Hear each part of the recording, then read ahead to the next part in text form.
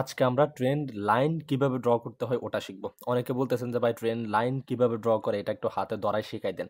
আজকের ভিডিওটা দেখার পর আপনাদের আর এরকম কোনো কনফিউশন থাকবে না যে আমি যে ট্রেন্ড লাইনটা ড্র করতেছি এটা হচ্ছে কিনা। সঠিক একদম প্রপার ওয়েতে প্রফেশনাল ভাবে আজকে আমরা ট্রেন্ড লাইন ড্র করা শিখব।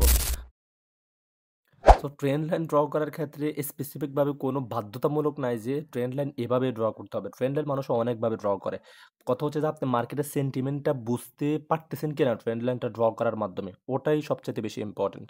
সো ট্রেন্ড লাইন ড্র করার জন্য সাধারণত আমাদেরকে এই জায়গার মধ্যে আসতে হবে। এখানে যদি আমরা ট্যাপ করি, এখানে ট্যাপ করার পর আমরা অনেকগুলো অপশন পাবো। এই যে এখানে লেখা আছে ট্রেন্ড লাইন, রেই, এরপর হচ্ছে যে হরিজন্টাল লাইন, হরিজন্টাল রেই।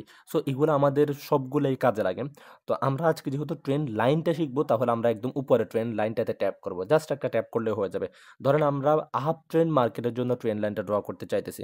সো এখান থেকে কিন্তু মার্কেট মোটামুটি উপরের দিকে যাচ্ছে। আমরা যদি এটাকে একটা আপ ট্রেন্ড হিসেবে ড্র করতে চাই, সো আমি ধরেন এই উইকটার মাথাটা নিলাম। এই যে এই রেড ক্যান্ডেলটা থেকে মার্কেট উপরে গেছে, তো এই যে এখান থেকে গ্রিন তৈরি করছে। আবার এখান থেকে এসে আরো একটা সুইং তৈরি করছে, হায়ার হাই তৈরি করছে। এই হাই থেকে এই হাই উপরে দিছে।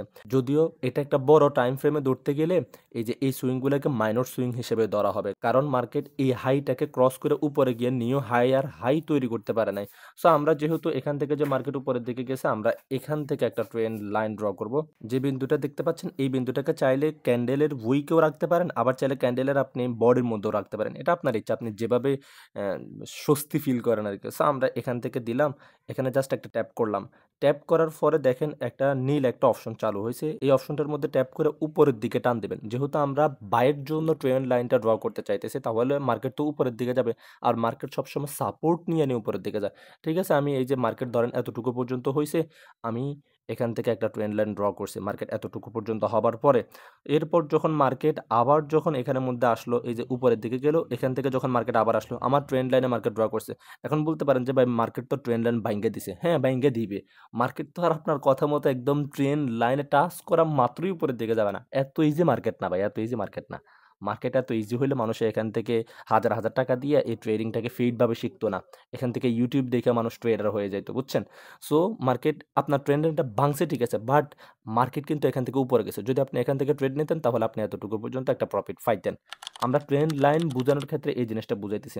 এরপর মার্কেট যখন আবার এখানে আসলো, ট্রেন্ড লাইনটা ভাঙে দিছে। ভাঙে দেওয়ার পরে মার্কেট এখানে এসে রিটেস্ট করছে। এখন হোয়াট ইজ রিটেস্ট, এটা সম্পর্কে আমাদের মেবি ভিডিও আছে একটা, ওই ভিডিওটা দেখে নিতে পারেন। রিটেস্ট করার পরে মার্কেট দেখেন যে একটা ডাউনফল দিছে। আমরা কিন্তু জানি মার্কেট যখন আপ ট্রেন্ডে থাকে, মার্কেট আপ ট্রেন্ডের সাপোর্টটাকে যখন ভেঙে দেয়, ওখান থেকে সাপোর্ট বিকম রেজিস্ট্যান্স নেয়। এরপর মার্কেট ডাউনে আসে। সো এটাই ঘটাতে চাইতেছে আর কি এখানে। এটা ঘটছে কি না এখানের মধ্যে আমরা সেটা দেখব না। আমরা দেখব যে এখানে ট্রেন্ড লাইন কিভাবে ড্র করতে হয়। তাহলে আপ ট্রেন্ড যখন আপনি ড্র করবেন, মার্কেট যখন উপরের দিকে যাচ্ছে, বাইয়ের জন্য কোনো ট্রেন্ড যখন আপনি ড্র করবেন, তাহলে অবশ্যই আপনাকে মার্কেটের নিচ থেকে ড্র করতে হবে। আর এটা প্রত্যেকটা ক্যান্ডেলের সাথে, প্রত্যেকটা সুইং এর ক্যান্ডেলের সাথে লাগতে হবে। তারপর আপনার ড্রটা সিওর হইছে এমনটা না।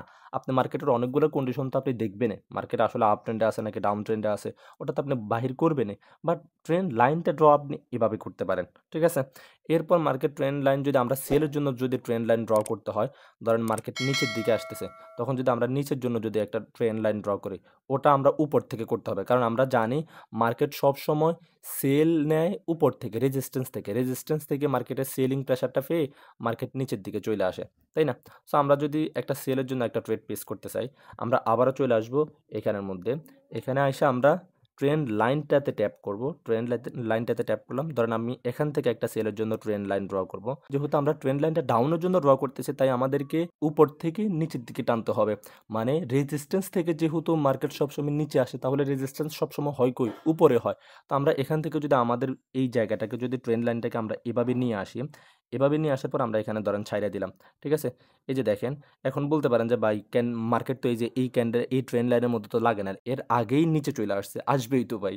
ওই যে বলছিলাম মার্কেট সবসময় আপনার কথা মতো চলবে না, আপনি যেভাবে ভাববেন ওইভাবে মার্কেট চলবে না, মার্কেট বিপরীতভাবে চলবে। আর এই কারণে মানুষ ট্রেডিং শিখে।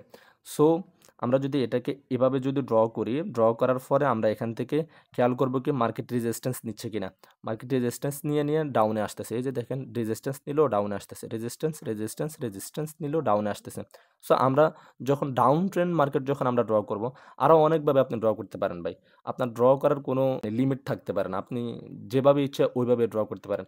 অনেকেই দেখে কিন্তু মার্কেটের মধ্যে যারা ট্রেন্ড লাইন ড্র করে, ধরেন আপের জন্য একটা ট্রেন্ড লাইন ড্র করছে, উপর থেকেও আরও একটা ট্রেন্ড লাইন দিয়ে রাখছে। এই যে এখানে আইসাও আরেকটা ট্রেন্ড লাইন দিয়ে রাখছে।